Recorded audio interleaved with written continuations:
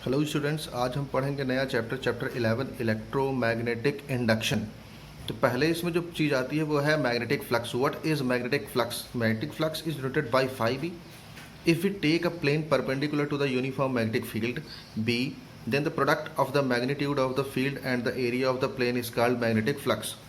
अगर हम कोई एक प्लेन शीट ले लें, शीट का मतलब हम कॉइल कह सकते हैं या फिर आर्मेचर कह सकते हैं। अगर हम उसको परपेंडिकुलर लें, जैसे ये मैग्नेटिक फील्ड पास हो रहा है, अब शीट हमने इसके परपेंडिकुलर ले ली है, ठीक है। तो होगा क्या, फ्लक्स क्या होगा? ये जो फ्लक्स होगा ये आपका होगा वेक्टर बी, और जो एरिया आपका आएगा, ये एरिया जैसे हम ले लेते हैं, इनका दोनों का प्रोडक्ट हो जाता है। इनका दोनों का वेक्टर प्रोडक्ट कह सकते हैं। परपेंडिकुलर अगर हम लेते हैं तो दोनों ही एक दूसरे के परपेंडिकुलर, अगर हम ये ऐसे सीट ले रहे हैं तो एरिया का वेक्टर जो होगा वो भी आपका इधर होगा और ये भी सेम डायरेक्शन में होगा, तो 0 डिग्री लेकर के बी ए कॉस थीटा आ जाता है। अगर किसी एंगल पर हम ले लेते हैं कि मैग्नेटिक फील्ड किसी डायरेक्शन पे है ए से, तो फिर जो फ्लक्स आपका आएगा वो होगा vector B dot vector A means B A cos theta. यहाँ बी का कोफिशिएंट लिया जाएगा, कंपोनेंट लिया जाएगा एंगल पे, यानी बी कॉस थीटा लिया जाएगा। आगे बढ़ते हैं। अगर यही जो ये आर्मेचर एक्चुअली होता है, जो आपने मोटर के कंस्ट्रक्शन में पढ़ा होगा, इस पर कॉइल्स लगी होती हैं। नंबर ऑफ टर्न्स जो होंगी कॉइल्स में अगर एन हो तो फिर फ्लक्स आपका क्या हो जाता है, एन बी ए। अगर 90 डिग्री पे हम एरिया ले रहे हैं तो, क्योंकि जब हम कंस्ट्रक्शन मोटर के कंस्ट्रक्शन की बात करते हैं, मैग्नेट आपके दोनों तरफ लगे होते हैं, बीच में आर्मेचर होता है, तो पहले एरिया ज़्यादा होता है, नंबर मैग्नेटिक फील्ड लाइन्स ज़्यादा पास होती हैं। फिर जब आर्मेचर रोटेट करता है तो अब एरिया कम हो जाएगा, तो मैग्नेटिक फ्लक्स लाइन्स कम हो जाती है। यहाँ मैंने डायमेंशन बताया हुआ है मैग्नेटिक फ्लक्स का, उसको आप देख लेंगे, the total number of magnetic field. अब यहाँ पर हम बात करेंगे दूसरे टाइप के डेफिनेशन की। एक सिंपल लैंग्वेज में डेफिनेशन क्या है, अभी मैंने आर्मेचर की बात की। अगर आर्मेचर इस तरह से है तो ज़्यादा एरिया से आपका मैग्नेटिक फील्ड पास होगा। अगर आर्मेचर ऐसे हुआ तो फिर एरिया कम मिलेगा, कम मैग्नेटिक फील्ड लाइंस पास होंगी। तो होता क्या है, मैग्नेटिक फील्ड लाइंस कम या ज़्यादा होती रहती हैं जितनी कट होती रहती हैं। तो ये जो डिफ्लेक्शन आता है मैग्नेटिक फील्ड लाइंस में, जो चेंज आता है, ठीक है, इसी को मैग्नेटिक फ्लक्स बोलते हैं। क्या कहते हैं? Magnetic flux. देख लेते हैं, इस पर एक लॉ है फैराडे का लॉ, जिसका फर्स्ट लॉ आपका न्यूमेंस लॉ भी होता है। When the magnetic flux phi b through a circuit is changing, अगर किसी सर्किट से मैग्नेटिक फ्लक्स चेंज हो रहा है तो ईएमएफ इंड्यूस्ड हो जाएगा, इलेक्ट्रोमोटिव फोर्स इंड्यूस्ड हो जाएगा। ईएमएफ इंड्यूस्ड होने से होगा क्या, उसमें करंट इंड्यूस्ड हो जाएगा। अगर करंट इंड्यूस्ड होगा तो होगा क्या, उसमें पोटेंशियल डिफरेंस इंड्यूस्ड हो जाएगा। और ये जो ईएमएफ इंड्यूस्ड होगा, ठीक है, which is equal to the negative rate of change of magnetic flux. ये रेट ऑफ चेंज ऑफ जो मैग्नेटिक फ्लक्स होगा उसके नेगेटिव साइन के साथ में होगा। जैसे यहाँ देख लेते हैं, ये एक हमारा कॉइल था, अभी देखते हैं यहाँ मैग्नेटिक फील्ड लाइंस केवल 3 मैग्नेटिक फील्ड लाइंस पास हो रही है।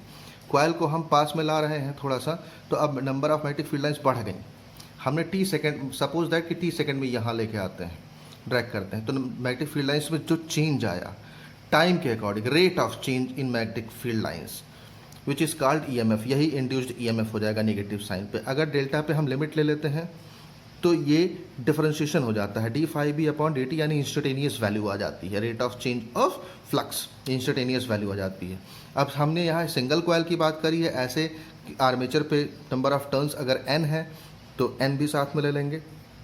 एन आपका फ्लक्स पे चला जाएगा, क्योंकि नंबर ऑफ फ्लक्स जितने पास होंगे उससे नंबर ऑफ फ्लक्स पे इनटू हो जाएगा number of magnetic flux link with the coil, या एन फाई बी को डिनोट करेंगे। सेकेंड लॉ जो आपका होता है वो होता है लेंज लॉ। लेंज लॉ क्या होता है, the direction of induced EMF. ये जो इंड्यूस्ड ईएमएफ, यानी ईएमएफ जो इसमें इंड्यूस्ड होगा वो ऐसे होगा सर्किट में कि वो अपने ही इंड्यूस्ड होने का अपोज करेगा, वो अपने ही इंड्यूस्ड होने का अपोज करेगा। अब हम मैग्नेटिक फ्लक्स को चेंज कैसे कर सकते हैं? कैसे कर सकते हैं मैग्नेटिक फ्लक्स को चेंज करके? कॉइल को रोटेट करा करके, ठीक है, मैग्नेटिक फील्ड लाइंस को चेंज करा के मैग्नेटिक फील्ड लाइंस को, यानी मैग्नेटिक फील्ड को कम ज़्यादा कर दें, या फिर जो एरिया होगा आपका आर्मेचर का उसको कम कर दें। कम कैसे कर सकते हैं? बाहर ले जा सकते हैं, अंदर ला सकते हैं, या फिर आर्मेचर को घुमा सकते हैं। तो ये 3 कंडीशंस हैं, ये आपके एग्जाम में आता है। इसके बाद जो इम्पोर्टेंट आपका है उसमें हम निकालेंगे motion of a straight line conductor या straight conductor in uniform magnetic field. यानी कंडक्टर को अगर हम किसी मैग्नेटिक फील्ड में मोशन में करा रहे हैं तो उसमें ईएमएफ कितना जनरेट होगा। उसको अगर कोई कंडक्टर मैग्नेटिक फील्ड में मूव कराया जा रहा है v वेलोसिटी से, तो उसमें जो ईएमएफ इंड्यूस्ड होगा उसको मोशनल ईएमएफ कहते हैं।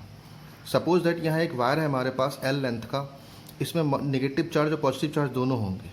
नेगेटिव चार्ज इलेक्ट्रॉन कंसीडर करेगा। अगर हम वेलोसिटी से किसी v वेलोसिटी से मूव करा रहे हैं मैग्नेटिक फील्ड में, तो इलेक्ट्रॉन पर क्या होगा, फोर्स लगेगा। दो तरह के फोर्स लगते हैं, एक आपका मैग्नेटिक फोर्स लगेगा जो कि क्यू वी भी होगा।